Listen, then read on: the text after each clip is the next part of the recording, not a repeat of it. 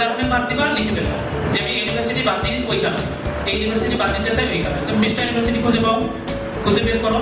এভাবে খুঁজে বের করার পর তুমি 20টাতে যদি দরখাস্ত দাও, যদি সবকিছু ঠিক থাকে, তোমার স্কলারশিপ হয়ে যাবে। নতুন দেশের মানুষের সংস্কৃতি ও রীতিনীতি, এটা ইম্পর্টেন্ট যে কেন সেটা একটু শোনো।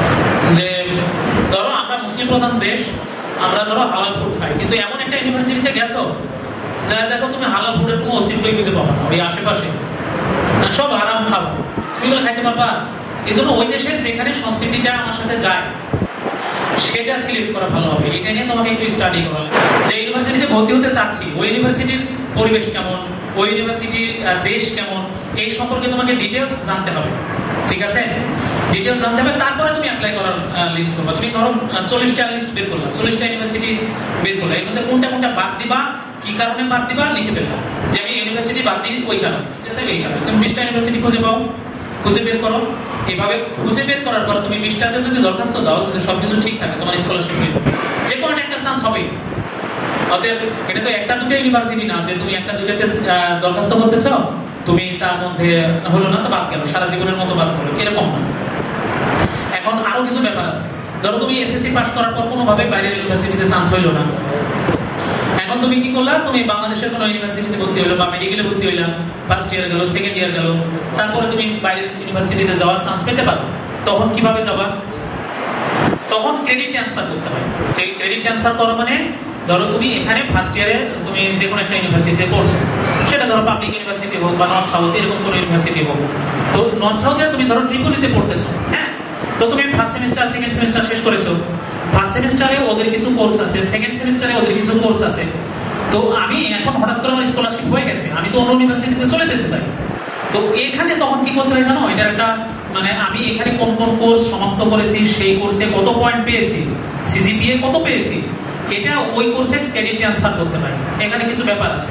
ক্রেডিট ট্রান্সফারের ব্যাপারটা হলো ওইখানে আমাকে যেটা করতে হয়, ইভালুয়েশন করতে হয় যে আমি ধরো ট্রিবিউনাল একটা কোর্সে আমি 3.5 পাইছি, তো আমি এটাতে ওই দেশের ওই দেশের কোনো ইউনিভার্সিটিতে আমি যদি ওই এটা থাকে, তাহলে আমি কি 3.5 দিবে না কত দিবে, ওই দেশের ইউনিভার্সিটিতে আমাকে একটা সার্টিফিকেট দিবে কোর্স শেষে। এই জন্য ইভালুয়েশন করতে হয়। ইভালুয়েশন করার আলাদা প্রতিষ্ঠান আছে। তুমি ইউনিভার্সিটিতে যদি যাও, তাহলে ইউনিভার্সিটিতে বলতে হবে যে স্যার আমার স্কলারশিপ হয়ে গেছে, এখন আমার ইভালুয়েশন করা দরকার। ওরা তোমাকে একটা ফাইল ধরাই দেবে যে তুমি কোন কোন কোর্সে পরীক্ষা দিয়েছো, দেওয়ার পর ওই কোর্সের রেজাল্ট কত, একটা প্যাকেটের মধ্যে ঢুকায় ওটা সিলগালা পর্যন্ত করে দিবে, সিলগালা করে দিবে। দিয়ে কানাডা এবং ইউএসএ তে দুইটা প্রতিষ্ঠান আছে, ওএস WES ওএস একটা প্রতিষ্ঠান, world education service, world education সার্ভিসে ওই ফাইলটা তুমি শুধু কুরিয়ার করে দিবা। ওই কুরিয়ারে দিলে ওরা ওইখানে অ্যাড্রেস আছে, ওই ওএস এর অ্যাড্রেস আছে, ওই অ্যাড্রেসে দিলে ওরা ওই আমেরিকার ইউনিভার্সিটিতে সরি ওই ওই প্রতিষ্ঠানে ওটা দিয়ে দিবে।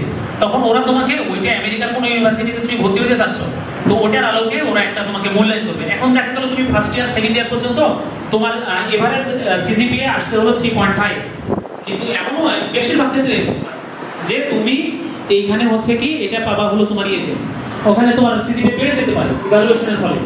বাংলাদেশে তুমি 3.5 পাইছো, কিন্তু ওইখানে ইভালুয়েশন করার পর তুমি দেখা গেল 3.67 হয়ে গেছে বা 60 হয়ে গেছে, এরকম হতে পারে।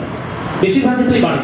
বাংলাদেশের যে ইউনিভার্সিটিগুলো আছে, এই ইউনিভার্সিটিগুলো থেকে যে কোর্সগুলো করানো হয় কখনো কমে না, কখনো কমে না। যে ফার্স্ট ইয়ার সেকেন্ড ইয়ার বা ফার্স্ট সেমিস্টার সেকেন্ড সেমিস্টার পরে যেই ইয়েটা করেছি, রেজাল্ট আমার হয়েছে এভারেজ রেজাল্ট, ওইটা কখনো কমে না, বরং বাড়ে। অতএব এটা টেনশন করার দরকার নাই যে আমি ভর্তি হয়ে গেলাম, ফার্স্ট সেমিস্টার চলতেছে, সেকেন্ড সেমিস্টার চলতেছে, আমি কি যাইতে পারবো কিনা। হ্যাঁ, তুমি যাইতে পারবা, তুমি যে কোনো সময় বাইরের ইউনিভার্সিটিতে যাইতে পারবা, তবে তোমাকে ওই ট্রান্সক্রিপ্টটা ইভালুয়েশন করতে হবে, বুঝেছো? এটা অ্যাড করে দিতে হয়। আচ্ছা, আমরা আগাই। এরপরে দেখো দেওয়া আছে বিশ্ববিদ্যালয়ের পরিবেশ ও অফ ক্যাম্পাসের নিরাপত্তা কেমন, এই বিষয়টাও প্রাধান্য দেওয়া লাগবে। অফ ক্যাম্পাস মানে ক্যাম্পাসের বাইরের নিরাপত্তাগুলো কেমন। এমন একটা দেশ, এমন একটা ইউনিভার্সিটি সিলেক্ট করলাম আমি, যে ইউনিভার্সিটিতে দেখা গেলো যে